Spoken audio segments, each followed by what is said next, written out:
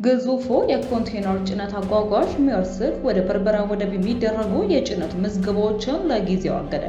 ውሳኔ ወደ ኢትዮጵያ የሚገቡ ጭነቶችን የሚነካል። መረጃውን የምናካፍላችሁ ነው የሚሆነው። ኢራን ከአሜሪካ ጋር የሚነጋገር የሰላም ተደራዳሪ ልዑክ ወደ ፓኪስታን እንዳላከ ዛሬ አስታውቃለች። ይህንን መረጃ እናካፍላቸዋለን። ፓኪስታን ለሱዳን ታስቦ የነበረ የ1.5 ቢሊዮን ዶላር የጦር መሳሪያ አቅርቦት እቅድ በሳውዲ አረቢያ ጥያቄ መሰረት አቁማለች። የቮይስ ኦፍ ኢትዮጵያ ቤተሰቦቻችን እንደምትቆይታችኋል። ሰብስክራይብ ማድረጋችሁን እያስታወስናችሁ በዝርዝር ወደምንመለከታቸው ጉዳዮች የምናልፍ ነው የሚሆነው።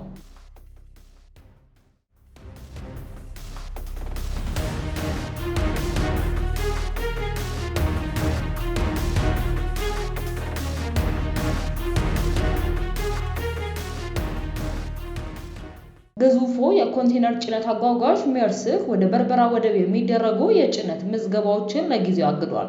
ውሳኔው ወደ ኢትዮጵያ የሚገቡ ጭነቶችንም ይነካል።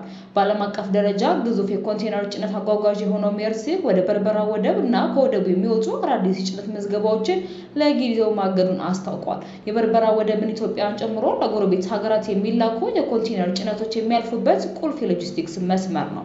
ሜርስክ ትናንት ሚያዝያ 12 ባወጣው መግለጫ እገዳው ወዲያውኑ ተግባራዊ እንደሚሆንና ይህም ከመርከቦች የጉዞ ፕሮግራም ለውጥ ጋር የተያያዘ መሆኑንም ገልጿል። ድርጅቱ ወደቡ ለአካባቢያዊም ሆነ ለኢትዮጵያ ጨምሮ ለጎረቤት ሀገራት ገበያዎች እንደ ወሳኝ የመርከብ ጭነት አቅራቢ ሲያገለግል መቆየቱም ተነግሯል። ኢትዮጵያ ፋይዳው እያደገ የመጣው በሶማሊላንድ የሚገኘው የበርበራ ወደብ ለገቢና ለውጭ ንግድ እንቅስቃሴዎቿ እንደ መውጫና መግቢያ በር ትጠቀምበታለች።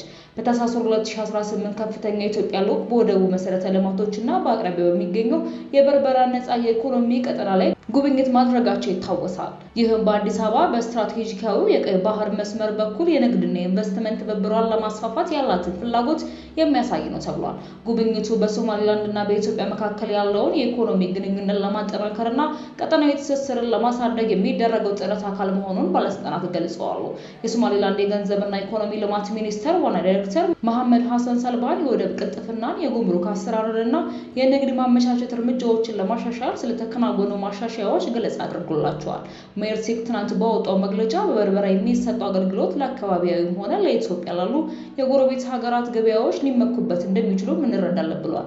ግዙፉ የጭነት ድርጅት በጅቡቲ፣ በሞቃዲሾ፣ በሞምባሳ ወደቦች የሚሰጠው አገልግሎት እንደቀጠለ መሆኑን ገልጾ እነዚህ ወደቦች የኢትዮጵያን የአቅርቦት ሰንሰለትን ጨምሮ የቀጠናውን የሎጂስቲክስ ትስስር መደገፋቸውን እንደሚቀጥሉም አስታውቋል።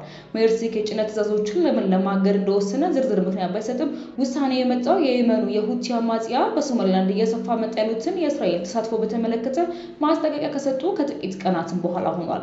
ሁቲዎች እስራኤል በሀርጌሳ አምባሳደር መሾሟን ተከትለው እስራኤል በሶማሊላንድ መገኘቷ ለእኛ ቀይ መስመር ነው ማለት ማስጠንቀቂያ መስጠታቸውም ይታወሳል።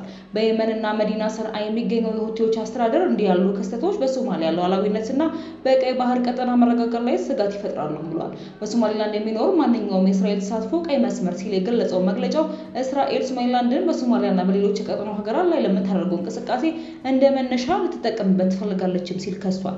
መግለጫው አክሎም እንዲህ ያሉት ተግባራት ዓለም አቀፍ ሕግንና የሶማሊያ ሉዓላዊነት በግልጽ መጣስ እንደሆኑ አስጠንቅቋል። በተጨማሪም የአፍሪካ ቀንድን ሊያናጋ እንደሚችልና በቀይ ባህርና በኤደን ባህረ ሰላጤ በሚደረግ የባህር ላይ ደህንነት በዓለም አቀፍ መርከቦች ጉዞና በዓለም ንግድ መስመር ላይ ስጋት ሊፈጥር እንደሚችል ታስበዋል። የሜርስክ ውሳኔም ከዚህ ጸጥታ ስጋት ጋር ሊያያዝ እንደሚችልም ተንታኞች እየገመቱ ይገኛሉ።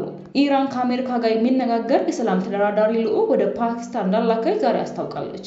ኢራን ይህንን ያስታወቀችው አንዳንድ ዓለም አቀፍ መገናኛ ብዙሃን ኢራን ልዑካን ኢስላማባድ ገብቷል ብለው መዘገባቸውንም ተከትለው ነው። የኢራን መንግስታዊ ቴሌቪዥን ዛሬ ባሰራጨው መግለጫ የኢራን ተደራዳሪ ቡድን ወደ ኢስላማባድ አልተጓዘም በማለት የወጡ ዘገባዎችንም አስተባብሏል። የኢራን የውጭ ጉዳይ ሚኒስትር ቃል አቀባይ እስማኤል ባጋሪ ትናንት ለጋዜጠኞች በሰጡት መግለጫ ኢራን ለሁለተኛው ዙር የድርድር መድረክ ለመገኘት እቅድ የላትም ሲሉም አስታውቀው ነበር።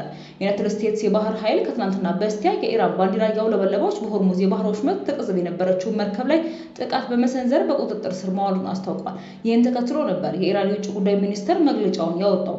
የአሜሪካን ድርጊት የተኩስ አቁም ስምምነቱን የሚጥስ እንደሆነም አክሎ ተናግሯል። በአሜሪካና በኢራን የተደረሰው የሁለት ሳምንት የተኩስ አቁም ስምምነት ነገ ረቡዕ ሚያዝያ 14 2018 እንደሚያበቃም ይታወቃል። የቮይስ ኦፍ ኢትዮጵያ ቤተሰቦች ሰብስክራይብ ማድረጋችሁን እያስታወስናችሁ ወደ ሌላ ዘገባችን የምናልፍ ነው የሚሆነው።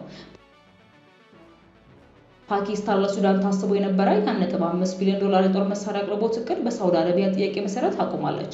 ሳውዲ አረቢያ ስምምነቱ እንዲቋረጥ መጠየቋንና ለግዢው የምታቀርበውን የገንዘብ ድጋፍ እንደምታቋርጥ ማሳወቋን ተከትሎ ፓኪስታን ለሱዳን ልታቀርብ የነበረውን $1.5 ቢሊዮን የጦር መሳሪያና ተዋጊ ጄቶች ሽያጭ ስምምነት ማቆሟን ሮይተርስ የፓኪስታን ደህንነት ምንጮችና ዲፕሎማቶች በዋቢነት ጠቅሶ ዘግቧል። የዜና ምንጩ በጥር 2018 ዓ.ም በወጣው ዘገባ የጦር መሳሪያ ሽያጭ ስምምነቱ በመጨረሻ ምዕራፍ ላይ እንደነበረና በሳውዲ አረቢያ አገናኝነት እየተመራ መሆኑንም ገልጾ ነበር። ከደህንነት ምንጮቹ አንዱ እንዳሉት አሁን ላይ ሳውዲ አረቢያ ለግዢው ልታውል የነበረው የገንዘብ ድጋፍ ከመሰረዟን በላይ ፓኪስታን ስምምነቱን እንድታቋርጥ ፍንጭ ሰጥታለችም ሲል ተናግሯል። በመጋቢት 2018 በሱዳን ጦር መሪዎችና በሳውዲ ባለስልጣናት መካከል በሪያድ የተደረገው ስብሰባ ሳውዲ ለስምምነቱ ልታቀርበው የነበረውን የገንዘብ ድጋፍ እንድታቋርጥ አድርጓታል ሲል ሮይተርስ የጠቀሰው ምንጭ አመላክቷል። ስምምነቱ ፓኪስታን የጦር መሳሪያ ኤክስፖርት ለማስፋፋት ከምታደርገው እንቅስቃሴዎች አንዱ ነበረ። ባለፈው ዓመት ግንቦት 2017 ዓ.ም ፓኪስታን ከህንድ ጋር በነበራት የድንበር ግጭት ወቅት የጦር መሳሪያዎቿ እውቅና ማግኘታቸውን ተከትሎ የሽያጭ ገበያዋን ለማሳደግ ስትሰራ ቆይታለች። ሮይተርስ በዘገባው በሱዳን ፈጥኖ ደራሽ መካከል ላለፉት 3 ዓመታት ገደማ የተካሄደው ግጭት በዓለም ላይ የከፋ ሰብአዊ ቀውስ አስከትሏል። ይህም ቀጠናውን የውጭ ፍላጎቶች መፋጠጫ ከማድረጉም በላይ ዋና የወርቅ አምራች የሆነችውን የቀይ ባህር ሀገርን የመበታተን አደጋም ደቅኖበታል ብሏል።